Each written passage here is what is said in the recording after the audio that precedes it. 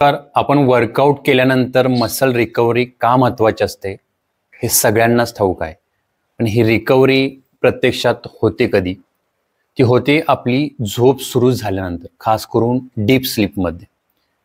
Deep sleep म्हणजे झोपेचा तो टप्पा असतो जिथे आपलं शरीर पूर्णपणे शांत होतं आणि आपला मेंदू हा स्लो वेव्ह मोडमध्ये जातो. या टप्प्यात आपल्या शरीरातून ग्रोथ हार्मोन स्त्रवतं. हेच ते हार्मोन जे मसल रिपेल करायला, पेशींचे नुकसान भरून काढायला आणि नवीन ऊती तयार करायला मदत करतात. जर डीप स्लीप झालीच नाही तर रिकव्हरीसाठी लागणारी ही प्रोसेस प्रभावी होऊ शकणार नाहीये. याउलट जर आपण लाईट स्लीपमध्ये अडकून राहिलो तर ना ग्रोथ हार्मोन नीट स्त्रवणार आहे, ना शरीर नीट रिकव्हर होणार आहे. म्हणून मसल रिकव्हरीसाठी डीप स्लीप ही अत्यावश्यक आहे आणि ती मिळवण्यासाठी स्क्रीन्सपासून आपण लांब राहिलं पाहिजे, शांत वातावरणात झोपलं पाहिजे आणि झोपेचं एक ठरलेलं वेळापत्रक आपण पाळलं पाहिजे. या सर्व गोष्टीकडे आपण लक्ष दिलं पाहिजे.